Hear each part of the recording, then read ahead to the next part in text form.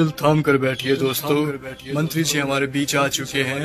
अब वो एक बार फिर रावण को तीर मारकर हर साल की तरह बुराई पर जीत हासिल करेंगे। मारना नक्की करो।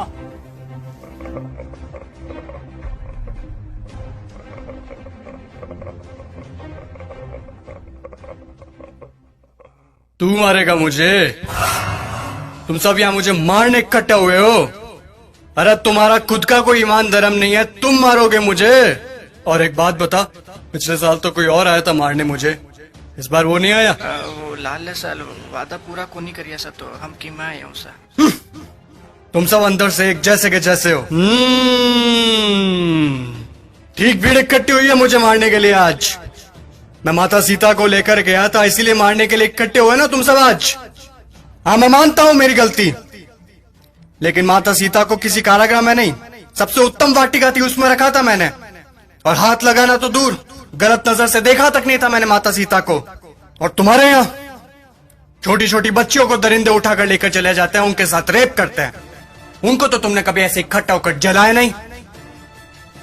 वो दरिंदे क्यों खुलेआम घूम रहे हैं आज भी, मुझे ये बताओ। आए हैं मुझे जलाने। अब चोटे तू बता। मैं तो सभी वेद और ग्रंथों का ज्ञाता हूं, तूने कौन सी वेद ग्रंथ या पुस्तक पढ़ी है, मुझे ये बता।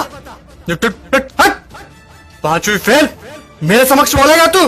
चुपचाप खड़ा रह तू। देख, मुझे ना केवल संगीत का शौक है, बल्कि सभी रागों का, सुरों का और वाद्य यंत्रों का ज्ञान भी है।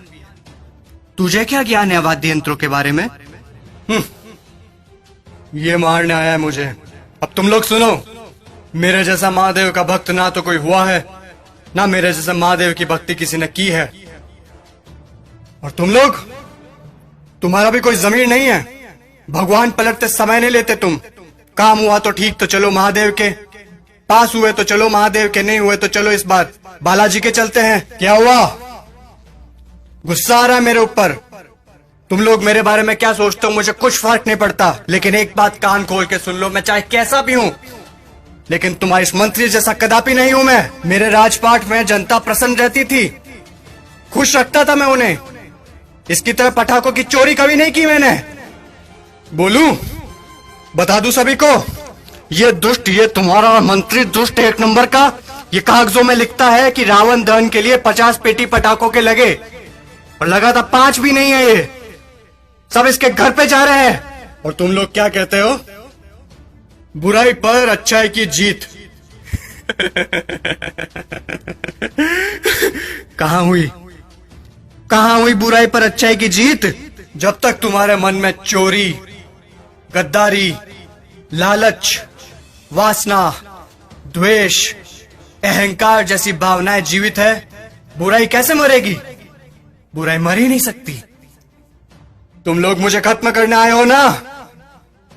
अरे मेरा खात्मा तो मेरा अहंकार कभी कर चुका। अब अगर मारना है, जलाना है, तो अपने अंदर छुपे रावण को जलाओ, उसको मारो। सच्चाई और अच्छाई को अपना लो, बुराई अपने आप खत्म हो जाएगी। और अगर तुम मुझे जलाने के उद्देश्य से ही आए हो, तो मैं तुम्हें बता दूं कि सिर्फ छोटे बच्चे ही आज की तारीख में मुझे जला सकते हैं, क्योंकि उनके अंदर चोरी, गद्दारी, लालच, घृणा, वासना, द्वेष, अहंकार जैसी भावनाएं नहीं है। असल में वही हैं ईश्वर का स्वरूप। ए लड़के, लगा दे आग फिर से, जला दे। अगले साल फिर आऊंगा मैं जलने के लिए, लेकिन अगले साल मैं देखूंगा कि आप लोगों ने अपने अंदर के रावण जलाए या नहीं। खुश हैं अभी आप सब? एक बार फिर से आपका रावण जल रहा है।